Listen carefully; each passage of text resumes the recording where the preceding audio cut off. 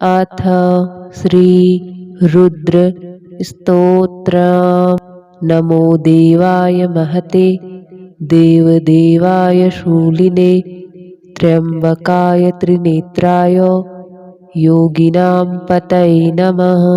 नमोस्तु देवदेवाय महादेवाय वेधसे शंभवे स्थाणवे नित्यं शिवाय परमात्मने नमः। सोमाय रुद्राय महाग्रासाय हेतवे प्रपद्येऽहं विरूपाक्षं शरण्यं ब्रह्मचारिणं महादेवं महायोगमीशानं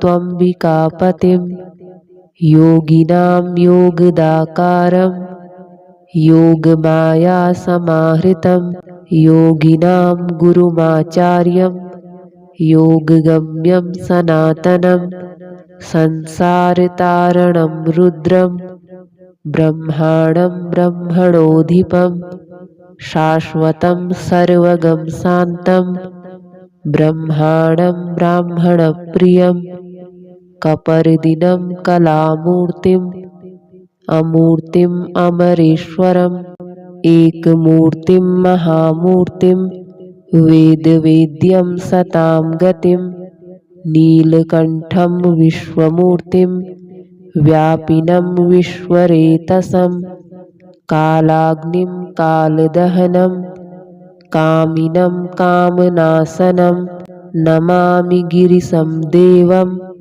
चन्द्रावयवभूषणं त्रिलोचनं लेलिहानम् आदित्यं परमेष्ठिनम् उग्रं पशुपतिं भीमं भास्करं तमसः परं। नमो देवाय महते देवदेवाय शूलिने त्र्यंबकाय त्रिनेत्राय योगिनां पतये नमः। नमोस्तु देवदेवाय महादेवाय वेधसे शंभवे स्थाणवे नित्यं शिवाय परमात्मने नमः। सोमाय रुद्राय महाग्रासाय हेतवे प्रपद्येऽहं विरूपाक्षं शरण्यं ब्रह्मचारिणं महादेवं महायोगमीशानं त्वम्बिकापतिं योगिनां योगदाकारं योगमायासमाहृतं योगिनां गुरुमाचार्यं योगगम्यं सनातनं संसारतारणं रुद्रं ब्रह्माणं ब्रह्मणोऽधिपं शाश्वतं सर्वगं शान्तं ब्रह्माणं ब्राह्मणप्रियं कपर्दिनं कलामूर्तिम् अमूर्तिम् अमरेश्वरम् एकमूर्तिं महामूर्तिं वेदवेद्यं सतां गतिं नीलकण्ठं विश्वमूर्तिं व्यापिनं विश्वरेतसं कालाग्निं कालदहनं कामिनं कामनाशनं नमामि गिरिशं देवं चन्द्रावयवभूषणं त्रिलोचनं लेलिहानम् आदित्यं परमेष्ठिनम् उग्रं पशुपतिं भीमं भास्करं तमसः परं। नमो देवाय महते देवदेवाय शूलिने त्र्यंबकाय त्रिनेत्राय योगिनां पतये नमः।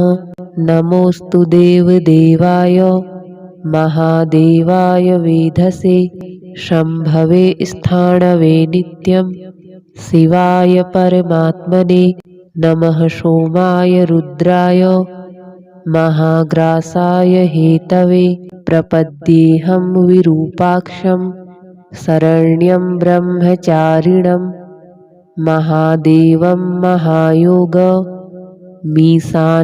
त्वम्बिकापतिं योगिनां योगदाकारं योगमायासमाहृतं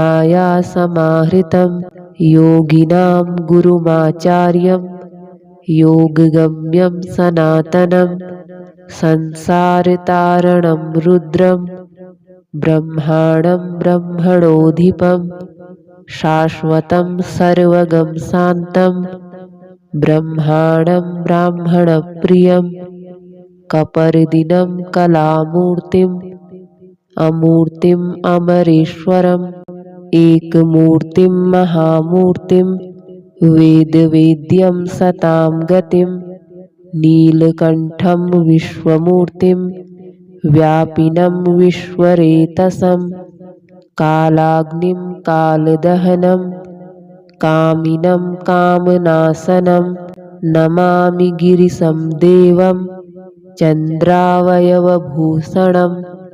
त्रिलोचनं लेलिहानम् आदित्यं परमेष्ठिनम् उग्रं पशुपतिं भीमं भास्करं तमसः परं नमो देवाय महते देवदेवाय शूलिने त्र्यम्बकाय त्रिनेत्राय योगिनां पतये नमः।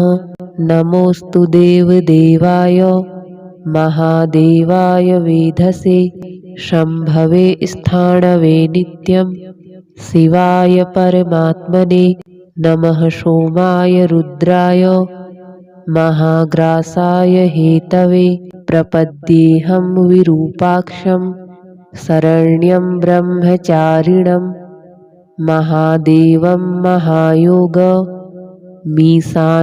त्वम्बिकापतिं योगिनां योगदाकारं योगमायासमाहृतं योगिनां गुरुमाचार्यं योगगम्यं सनातनं संसारतारणं रुद्रं ब्रह्माणं ब्रह्मणोऽधिपं शाश्वतं सर्वगं शान्तं ब्रह्माणं ब्राह्मणप्रियं कपर्दिनं कलामूर्तिम् अमूर्तिम् अमरेश्वरम् एकमूर्तिं महामूर्तिं वेदवेद्यं सतां गतिं नीलकण्ठं विश्वमूर्तिं व्यापिनं विश्वरेतसं कालाग्निं कालदहनं कामिनं कामनाशनं नमामि गिरिशं देवं चन्द्रावयवभूषणं त्रिलोचनं लेलिहानम् आदित्यं परमेष्ठिनम् उग्रं पशुपतिं भीमं भास्करं तमसः परं नमो देवाय महते देवदेवाय शूलिने त्र्यम्बकाय त्रिनेत्राय योगिनां पतये नमः। नमोऽस्तु देवदेवाय महादेवाय वेधसे शम्भवे स्थाणवे नित्यं शिवाय परमात्मने नमः। सोमाय रुद्राय महाग्रासाय हेतवे प्रपद्येऽहं विरूपाक्षं शरण्यं ब्रह्मचारिणं महादेवं महायोगमीशानं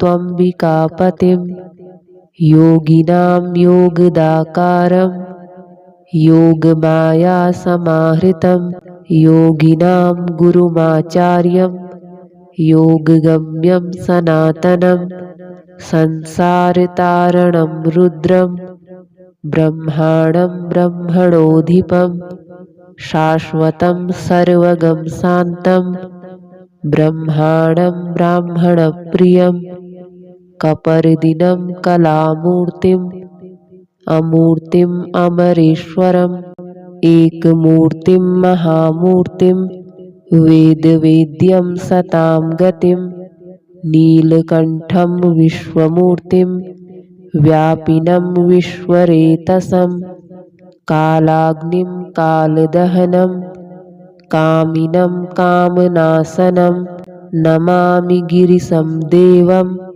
चन्द्रावयवभूषणं त्रिलोचनं लेलिहानम् आदित्यं परमेष्ठिनम् उग्रं पशुपतिं भीमं भास्करं तमसः परं। नमो देवाय महते देवदेवाय शूलिने त्र्यम्बकाय त्रिनेत्राय योगिनां पतये नमः। नमोऽस्तु देवदेवाय महादेवाय वेधसे शम्भवे स्थाणवे नित्यं शिवाय परमात्मने नमः। सोमाय रुद्राय महाग्रासाय हेतवे प्रपद्येऽहं विरूपाक्षं शरण्यं ब्रह्मचारिणं महादेवं महायोगमीशानं त्वम्बिकापतिं योगिनां योगदाकारं योगमायासमाहृतं योगिनां गुरुमाचार्यं योगगम्यं सनातनं संसारतारणं रुद्रं ब्रह्माणं ब्रह्मणोऽधिपं शाश्वतं सर्वगं शान्तं ब्रह्माणं ब्राह्मणप्रियं कपर्दिनं कलामूर्तिम् अमूर्तिम् अमरेश्वरम् एकमूर्तिं महामूर्तिं वेदवेद्यं सतां गतिं नीलकण्ठं विश्वमूर्तिं व्यापिनं विश्वरेतसं कालाग्निं कालदहनं कामिनं कामनाशनं नमामि गिरिशं देवं चन्द्रावयवभूषणं त्रिलोचनं लेलिहानम् आदित्यं परमेष्ठिनम् उग्रं पशुपतिं भीमं भास्करं तमसः परं। नमो देवाय महते देवदेवाय शूलिने त्र्यम्बकाय त्रिनेत्राय योगिनां पतये नमः। नमोऽस्तु देवदेवाय महादेवाय वेधसे शम्भवे स्थाणवे नित्यं शिवाय परमात्मने नमः। सोमाय रुद्राय महाग्रासाय हेतवे प्रपद्येऽहं विरूपाक्षं शरण्यं ब्रह्मचारिणं महादेवं महायोगमीशानं त्वम्बिकापतिं योगिनां योगदाकारं योगमायासमाहृतं योगिनां गुरुमाचार्यं योगगम्यं सनातनं संसारतारणं रुद्रं ब्रह्माणं ब्रह्मणोऽधिपं शाश्वतं सर्वगं शान्तं ब्रह्माणं ब्राह्मणप्रियं कपर्दिनं कलामूर्तिम् अमूर्तिम् अमरेश्वरम् एकमूर्तिं महामूर्तिं वेदवेद्यं सतां गतिं नीलकण्ठं विश्वमूर्तिं व्यापिनं विश्वरेतसं कालाग्निं कालदहनं कामिनं कामनाशनं नमामि गिरिशं देवं चन्द्रावयवभूषणं त्रिलोचनं लेलिहानम् आदित्यं परमेष्ठिनम् उग्रं पशुपतिं भीमं भास्करं तमसः परं। नमो देवाय महते देवदेवाय शूलिने त्र्यम्बकाय त्रिनेत्राय योगिनां पतये नमः। नमोऽस्तु देवदेवाय महादेवाय वेधसे शम्भवे स्थाणवे नित्यं शिवाय परमात्मने नमः। सोमाय रुद्राय महाग्रासाय हेतवे प्रपद्येऽहं विरूपाक्षं शरण्यं ब्रह्मचारिणं महादेवं महायोगमीशानं त्वम्बिकापतिं योगिनां योगदाकारं योगमायासमाहृतं योगिनां गुरुमाचार्यं योगगम्यं सनातनं संसारतारणं रुद्रं ब्रह्माणं ब्रह्मणोऽधिपं शाश्वतं सर्वगं शान्तं ब्रह्माणं ब्राह्मणप्रियं कपर्दिनं कलामूर्तिम् अमूर्तिम् अमरेश्वरम् एकमूर्तिं महामूर्तिं वेदवेद्यं सतां गतिं नीलकण्ठं विश्वमूर्तिं व्यापिनं विश्वरेतसं कालाग्निं कालदहनं कामिनं कामनाशनं नमामि गिरिशं देवं चन्द्रावयवभूषणं त्रिलोचनं लेलिहानम् आदित्यं परमेष्ठिनम् उग्रं पशुपतिं भीमं भास्करं तमसः परं नमो देवाय महते देवदेवाय शूलिने त्र्यम्बकाय त्रिनेत्राय योगिनां पतये नमः। नमोऽस्तु देवदेवाय महादेवाय वेधसे शम्भवे स्थाणवे नित्यं शिवाय परमात्मने नमः। सोमाय रुद्राय महाग्रासाय हेतवे प्रपद्येऽहं विरूपाक्षं शरण्यं ब्रह्मचारिणं महादेवं महायोगमीशानं त्वम्बिकापतिं योगिनां योगदाकारं योगमायासमाहृतं योगिनां गुरुमाचार्यं योगगम्यं सनातनं संसारतारणं रुद्रं ब्रह्माणं ब्रह्मणोऽधिपं शाश्वतं सर्वगं शान्तं ब्रह्माणं ब्राह्मणप्रियं कपर्दिनं कलामूर्तिम् अमूर्तिम् अमरेश्वरम् एकमूर्तिं महामूर्तिं वेदवेद्यं सतां गतिं नीलकण्ठं विश्वमूर्तिं व्यापिनं विश्वरेतसं कालाग्निं कालदहनं कामिनं कामनाशनं नमामि गिरिशं देवं चन्द्रावयवभूषणं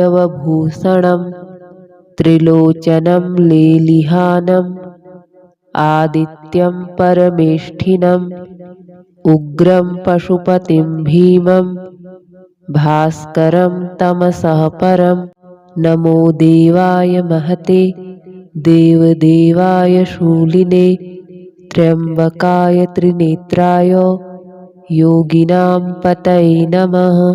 नमोऽस्तु देवदेवाय महादेवाय वेधसे शम्भवे स्थाणवे नित्यं शिवाय परमात्मने नमः। सोमाय रुद्राय महाग्रासाय हेतवे प्रपद्येऽहं विरूपाक्षं शरण्यं ब्रह्मचारिणं महादेवं महायोगमीशानं त्वम्बिकापतिं योगिनां योगदाकारं योगमायासमाहृतं योगिनां गुरुमाचार्यं योगगम्यं सनातनं संसारतारणं रुद्रं ब्रह्माणं ब्रह्मणोऽधिपं शाश्वतं सर्वगं शान्तं ब्रह्माणं ब्राह्मणप्रियं कपर्दिनं कलामूर्तिम् अमूर्तिम् अमरेश्वरम् एकमूर्तिं महामूर्तिं वेदवेद्यं सतां गतिं नीलकण्ठं विश्वमूर्तिं व्यापिनं विश्वरेतसं कालाग्निं कालदहनं कामिनं कामनाशनं नमामि गिरिशं देवं चन्द्रावयवभूषणं त्रिलोचनं लेलिहानम् आदित्यं परमेष्ठिनम् उग्रं पशुपतिं भीमं भास्करं तमसः परं। नमो देवाय महते देवदेवाय शूलिने त्र्यम्बकाय त्रिनेत्राय योगिनां पतये नमः। नमोऽस्तु देवदेवाय महादेवाय वेधसे शम्भवे स्थाणवे नित्यं शिवाय परमात्मने। नमः सोमाय रुद्राय महाग्रासाय हेतवे प्रपद्येऽहं विरूपाक्षं शरण्यं ब्रह्मचारिणं महादेवं महायोगमीशानं त्वम्बिकापतिं योगिनां योगदाकारं योगमायासमाहृतं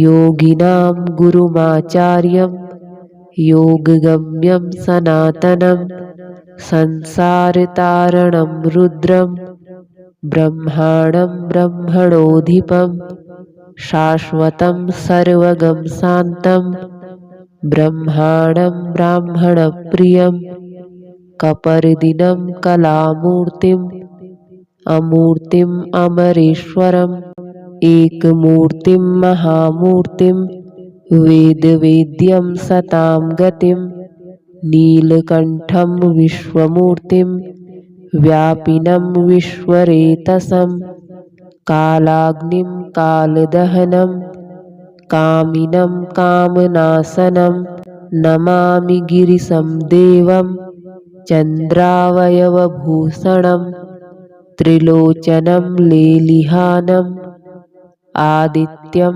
परमेष्ठिनम् उग्रं पशुपतिं भीमं भास्करं तमसः परम्।